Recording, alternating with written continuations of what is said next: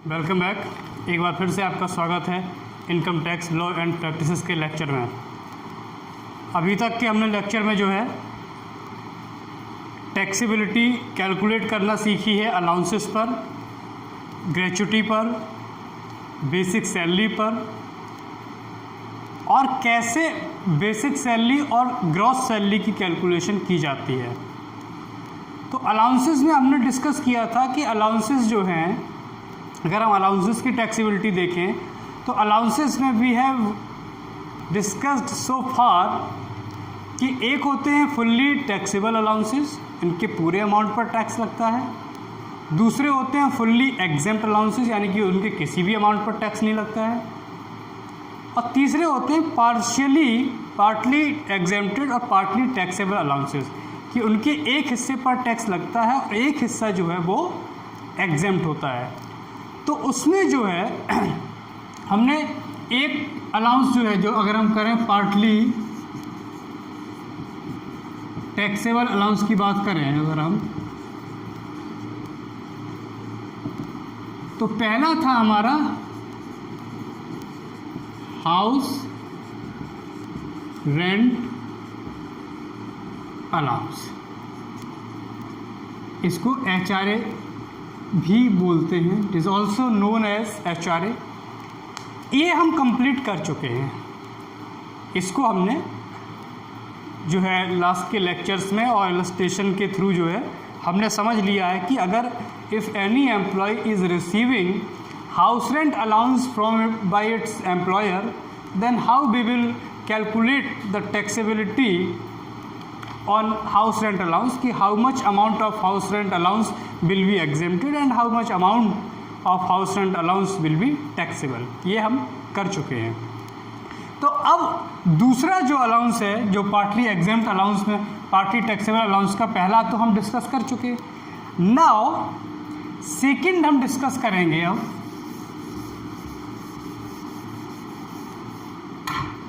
Second is entertainment allowance.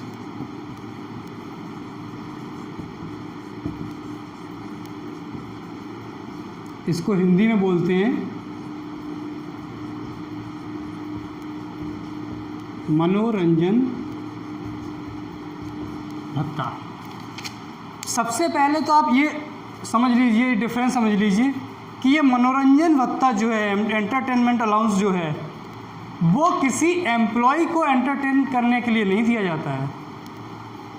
This allowance is not granted in order to entertain the employee himself. ये allowance जो है employee को दिया तो जाता है, this allowance is granted to the employee by the employer in order to entertain the customer, कि कोई कस्टमर आ रहा है उसको एंटरटेन करने के लिए। इट मीन्स उसको एंटरटेन मीन्स उसको पानी पिलाना, जूस पिलाना, चाय पिलाना, कॉफ़ी पिलाना, इस तरीके से उसको इंगेज रखना। ठीक, तो ये जो एंटरटेनमेंट अलाउंस है, एंटरटेनमेंट अलाउंस जो है एम्प्लॉयर अपने एम्प्लॉय को देता है। क्यों देता है? In order to entertain the customer, कि कस्टमर को एंटरटेन करने के लिए एंटरटेनमेंट अलाउंस दिया जाता है। किसे? एम्प्लॉय को। किसके द्वारा? एम्प्लॉयर के द्वारा। अब इसकी हम टैक्सेबिलिटी की बात करते हैं कि इसकी हम टैक्सेबिलिटी कैसे कैलकुलेट करेंगे। तो इसमें दो केस हो सकते हैं। पहला तो हो सकता है गवर्नमेंट एम्प्लॉय। इसमें दो तरीके के एम्प्लॉय हो सकते हैं। पहला हो सकता है गवर्नमेंट एम्प्लॉय, और जब हम गवर्नमेंट एम्प्लॉय की बात कर रहे हैं तो इसमें सेंट्रल एंड स्टेट दोनों तरीके के एम्प्लॉय आ गए, central and state government employee. ठीक, दूसरा हो गए नॉन गवर्नमेंट एम्प्लॉय।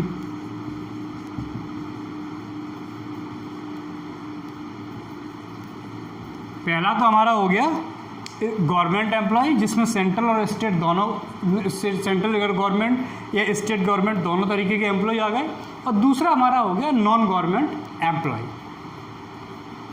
तो पहले तो आप ये देख लो, जब एंटरटेनमेंट अलाउंस अगर दिया जा रहा है तो first of all you have to check कि ये एम्प्लॉय किस तरीके का है, either it comes under government employee और it comes under non government employee, कि किस कैटेगरी में, in under which category it falls, कि किस कैटेगरी में ये आता है। दूसरा, पहली चीज़ तो ये हो गई कि आपको ये देखना है कि वो गवर्नमेंट एम्प्लॉय है या वो नॉन गवर्नमेंट एम्प्लॉय है।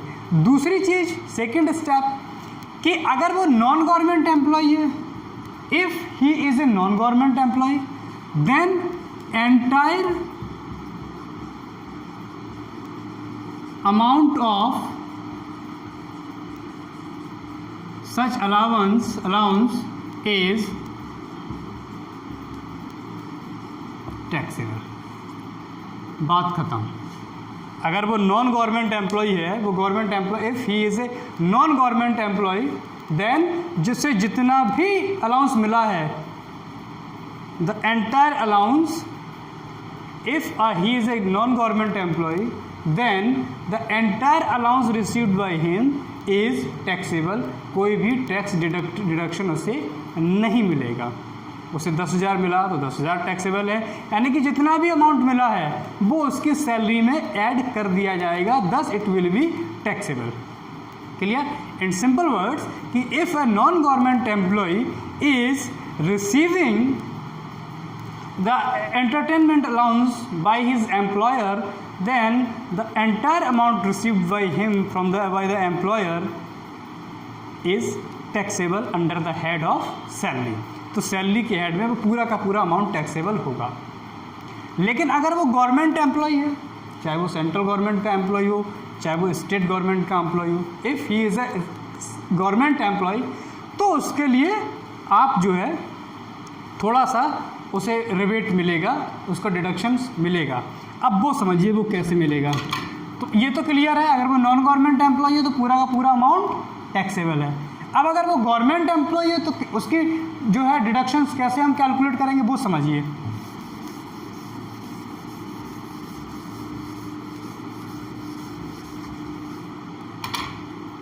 तो यहाँ लिखिए आप, in case of government employee, ठीक, इसमें central as well as state government दोनों आ गए, ठीक है। अब इसमें टैक्स डिडक्टिबिलिटी कैसे हम कैलकुलेट करेंगे? तो सबसे पहले लिखेंगे हम लीस्ट, जैसे ग्रेचुटी या अलाउंस में उसमें लिखते थे लीस्ट ऑफ द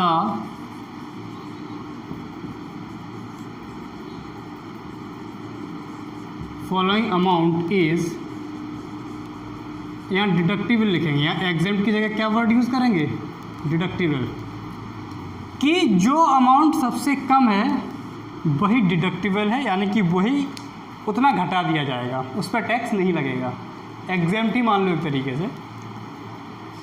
तो पहला अमाउंट क्या होगा? फर्स्ट अमाउंट होगा actual amount of such allowance means entertainment allowance, such allowance means entertainment allowance। तो actual amount of such amount received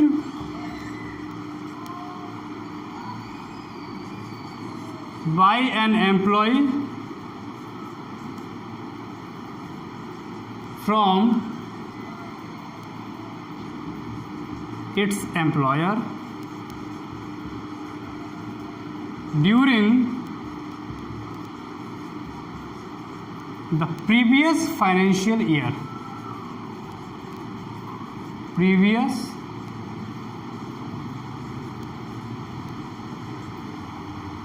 एक तो अमाउंट ये आ गया कि पिछले साल में, अगर 2020-21 चल रहा है तो 2019-20 में 2020-21 के लिए प्रीवियस फाइनेंशियल ईयर क्या होगा 2019-20।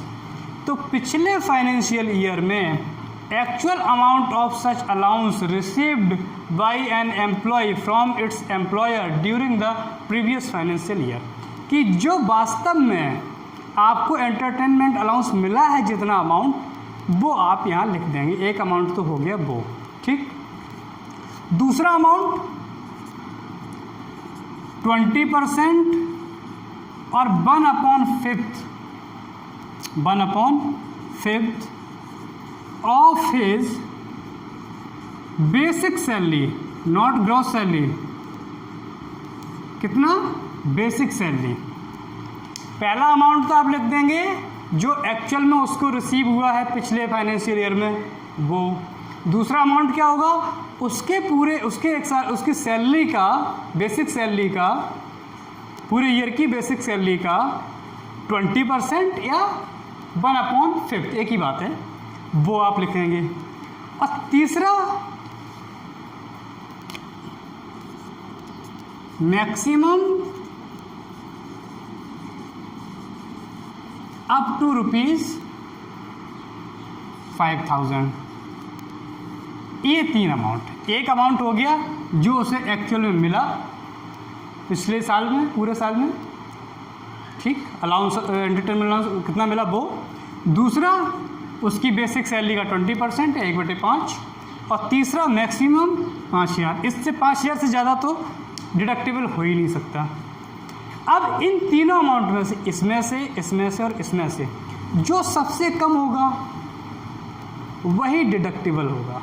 उसी को आप उसके ग्रॉस जो सैलरी कैलकुलेट कर रहे हो उसमें से घटा दोगे और उसके बाद फिर उस पर आप टैक्स लगाओगे। अगर कोई गवर्नमेंट एम्प्लॉई है तो, अगर एक नॉन गवर्नमेंट एम्प्लॉई है तो पूरा का पूरा जो है एंटरटेनमेंट अलाउंस जो है पूरा का पूरा क्या कहते हैं, टैक्सेबल होगा, ठीक है। और ये जो प्रोविज़न है, ये इनकम टैक्स एक्ट के उसमें मैं लिख देता हूँ, इसमें section 16 sub section 2 of income tax act 1961 में दिया हुआ है। यानी इनकम टैक्स एक्ट 1961 के सेक्शन 16 सब सेक्शन 2 में ये प्रोविज़न दिया हुआ है कि अगर एक एम्प्लॉय गवर्नमेंट एम्प्लॉय है and he is receiving entertainment allowance in order to entertain his customers, उस केस में उसकी टैक्स डिडक्टिबिलिटी ऐसे कैलकुलेट करेंगे। और अगर एक नॉन गवर्नमेंट एम्प्लॉय है and being a non government employee he is receiving entertainment allowance, तो in that case the entire allowance received by him will be taxable. No deductions is allowed in case of non government employee. Clear? अब ये तो हो गई entertainment allowance. कुछ और भी allowances हैं जो पार्टली टैक्सेबल हैं और पार्टली एग्जेम्प्ट हैं। वो कौन से हैं? ये क्लियर हो गया? इसको मैं साफ कर देता हूँ।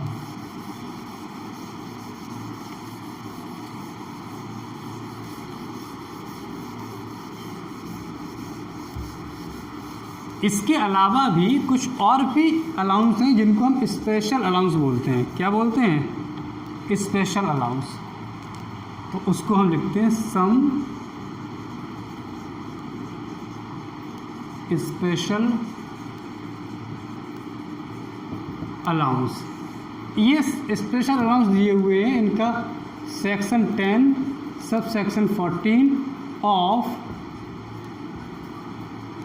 Income tax act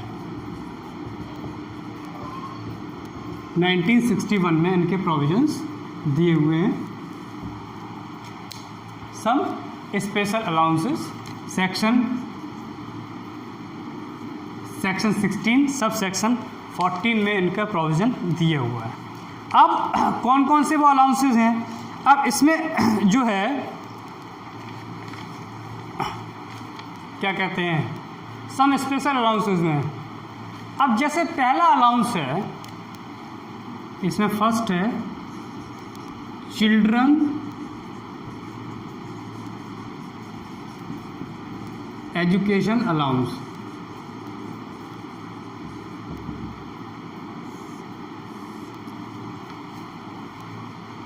children education allowance.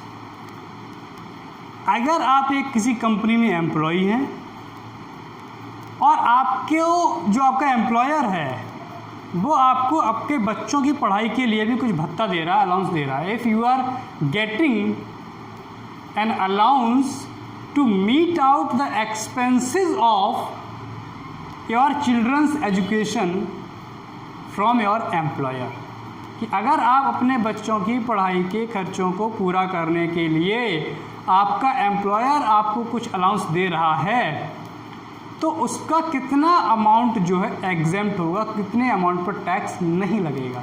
तो कितने अमाउंट पर टैक्स नहीं लगेगा मैं बता ही देता हूँ। ₹100 per month for each child up to maximum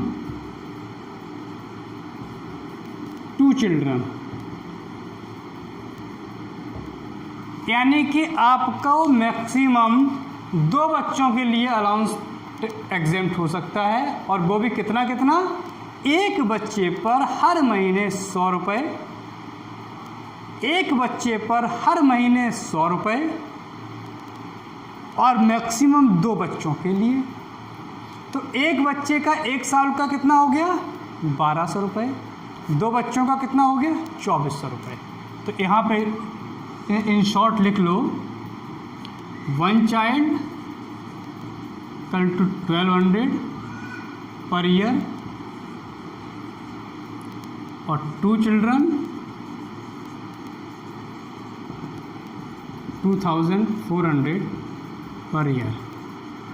तो इन शॉर्ट कि चिल्ड्रन एजुकेशन अलाउंस में आपको मैक्सिमम 2400 रुपये का एग्जेम्पशन मिल सकता है अगर आपको दोनों बच्चों के लिए, अगर आपको 2400 से ज़्यादा मिल रहा है, 2400 तक आपका एग्जेम्प्ट हो सकता है, उससे ज़्यादा एग्जेम्प्ट नहीं होगा।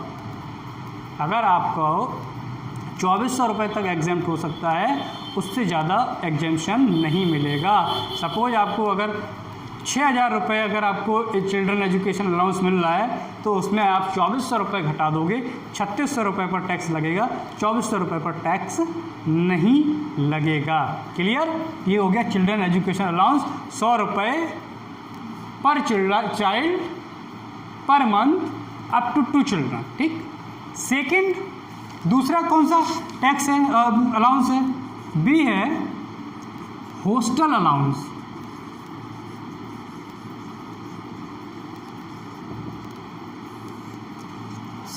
सेकंड है हॉस्टल अलाउंस, कि अगर आपके बच्चे हॉस्टल में रह रहे हैं, if your children is residing और staying in hostel during his education, और आपको हॉस्टल, बच्चों के हॉस्टल में रहने के जो खर्चा आप कर रहे हो उसका आपका एम्प्लॉयर आपको क्या कहते हैं अलाउंस भी दे रहा है, तो वो कितना हो सकता है? इसी तरीके से कैसे, ₹300 per month for each child up to maximum 2 children,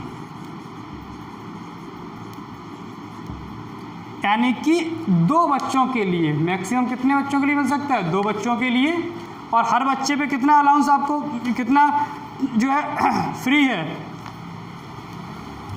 300 रुपये, यानी एक बच्चे पर 1 साल में 3600 रुपये का अलाउंस जो है आपका एग्जेम्प्ट है। तो 2 बच्चों के लिए कितना हो गया 7200। तो अगर हम एक चाइल्ड की बात करें, 1 चाइल्ड, तो 3600 पर ईयर, और अगर उसी को हम जो है 2 बच्चों के लिए, मैक्सिमम 2 बच्चों के लिए दिया जा सकता है, तो 7200 पर ईयर हो गया। यानी हॉस्टल अलाउंस जो है 7200 रुपये तक हर साल एग्जेम्प्ट हो सकता है। उससे ऊपर अगर आपको हॉस्टल अलाउंस मिल रहा है तो फिर 7200 के बाद जितना भी ज़्यादा आपको मिलेगा वो टैक्सेबल होगा। क्लियर? ये अब बात कर, अब ये हो गया, एक हो गया चिल्ड्रन एजुकेशन अलाउंस, दूसरा हो गया हॉस्टल अलाउंस। तीसरा जो है इसे साफ कर देते हैं।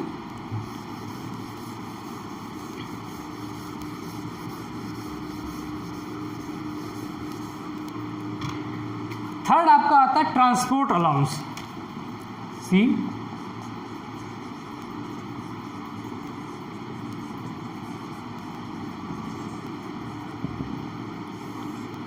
पहले तो ये समझ लो कि दो ट्रांसपोर्ट अलाउंस 2017-18 से पहले, प्रायर टू 2017-18, 2017-18 से पहले ये सामान्य व्यक्तियों को भी मिलता था। सामान्य व्यक्तियों से मतलब जो दिव्यांग नहीं है या जो आँखों से देख सकते हैं, you can say those who are not blind. तो पहले ये दिव्यांग लोगों को भी मिलता था, यानी जो फिजिकली चैलेंज्ड हैं, डिसेबल्ड हैं, और जो ब्लाइंड हैं उनको, और जो नॉर्मल लोग हैं उनको।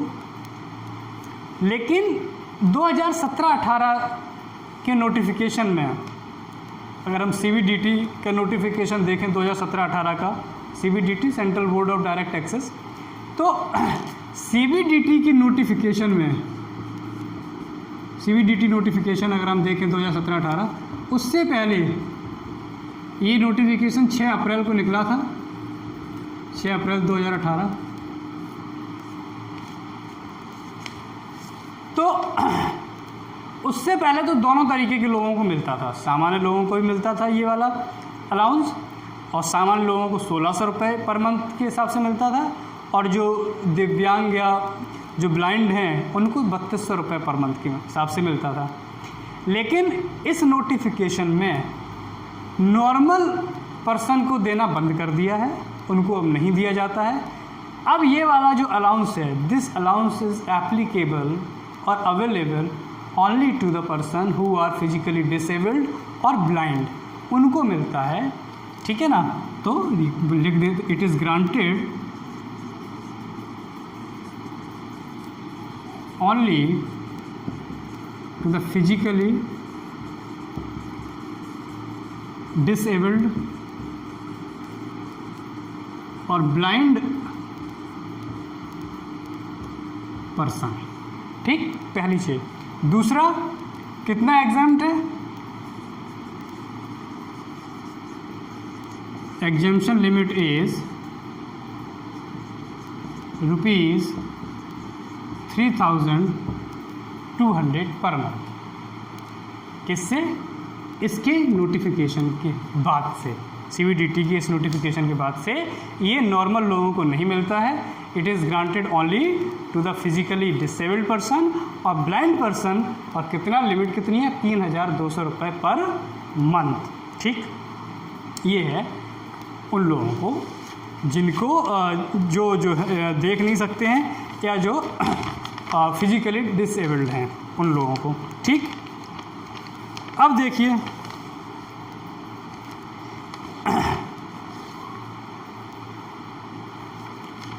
ये तो हो गया ट्रांसपोर्ट अलाउंस। फोर्थ है ट्रांसपोर्ट अलाउंस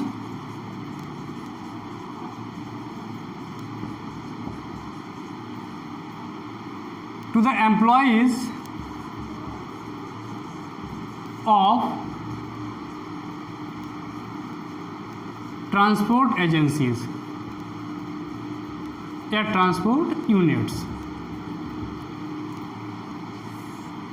कि जो एम्प्लॉय ट्रांसपोर्ट यूनिट्स में या ट्रांसपोर्ट एजेंसी में ही जॉब कर रहे हैं, the employees working in transport agencies और ट्रांसपोर्ट यूनिट्स, उसमें उन्हें कितना अलाउंस एग्जेम्प्ट होगा। तो पहले तो ये समझ लो कि अगर एक ऐसा एम्प्लॉय जो किसी ट्रांसपोर्ट एजेंसी में काम कर रहा है या किसी ट्रांसपोर्ट यूनिट में काम कर रहा है, उसको ये वाला अलाउंस तभी एग्जेम्प्ट होगा अगर उसे डेली अलाउंस, दैनिक भत्ता जिसे बोलते, डेली अलाउंस नहीं मिलता है।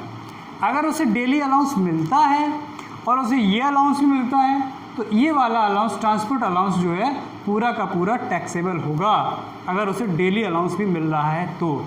हाँ, अगर उसे डेली अलाउंस नहीं मिल रहा है, केवल ये ट्रांसपोर्ट अलाउंस मिल रहा है, तो इसका फिर उसको टैक्सेबिलिटी में जब टैक्सेबिलिटी कैलकुलेट करेंगे तो एग्जेम्पशन मिल जाएगा। अब कितना एग्जेम्पशन मिलेगा तो समझ लीजिए।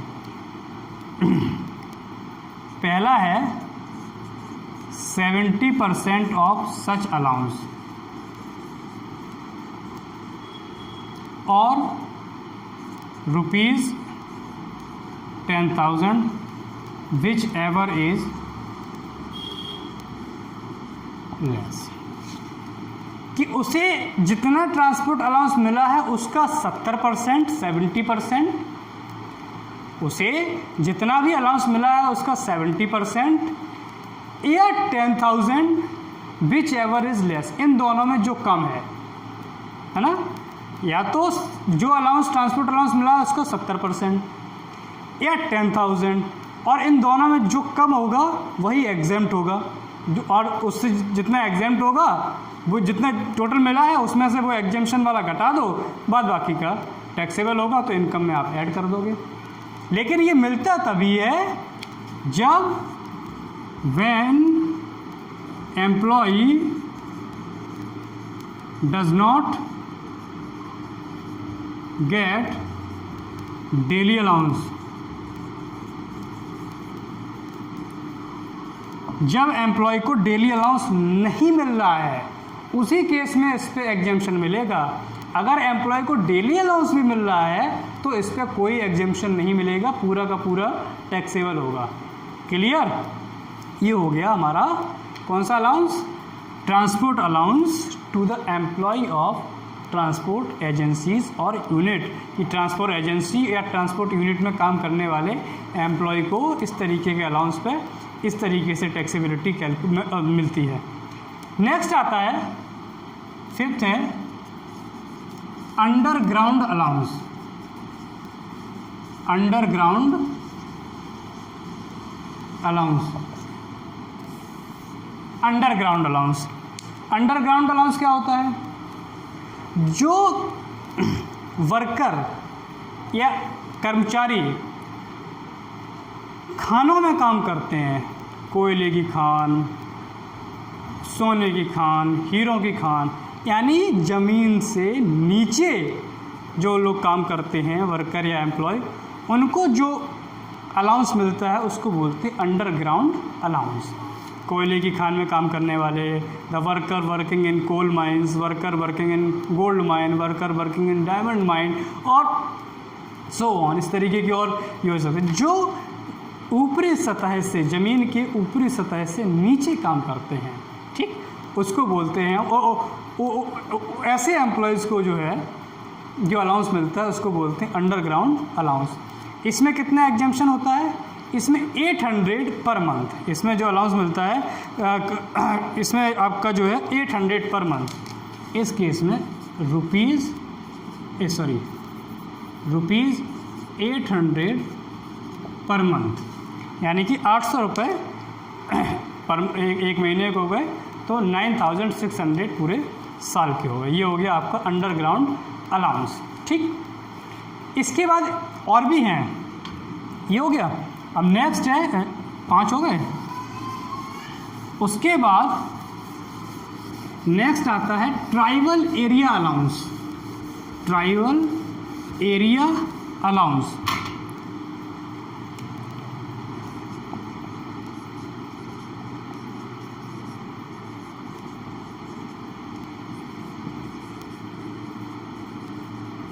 इसको हिंदी में बोलते हैं जनजाति क्षेत्र भत्ता। ये सभी एम्प्लॉय को नहीं मिलता है, ये सभी एम्प्लॉय को नहीं मिलता है। सभी एम्प्लॉय से मतलब है सभी राज्यों में काम करने वाले एम्प्लॉय को नहीं मिलता है। ये भारत के सिर्फ 9 राज्यों में, अगर उन 9 राज्यों में से किसी एक राज्य में कोई एम्प्लॉय काम करता है तो उसको मिलता है, वो भी कितना, हर महीने 200 रुपये के हिसाब से, यानी 2400 रुपये तक एग्जेम्प्ट हो सकता है। वो कौन कौन से स्टेट्स हैं? वो एक स्टेट है आपका, मैं यहाँ लिखता हूँ, फर्स्ट है उत्तर प्रदेश,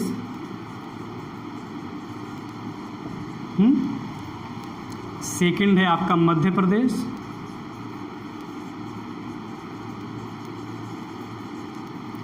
थर्ड है आपका तमिलनाडु, फोर्थ आपका है कर्नाटका,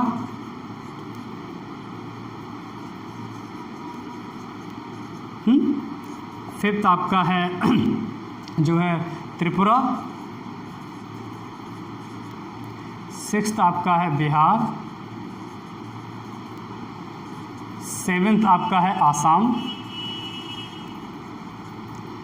एट्थ आपका है वेस्ट बंगाल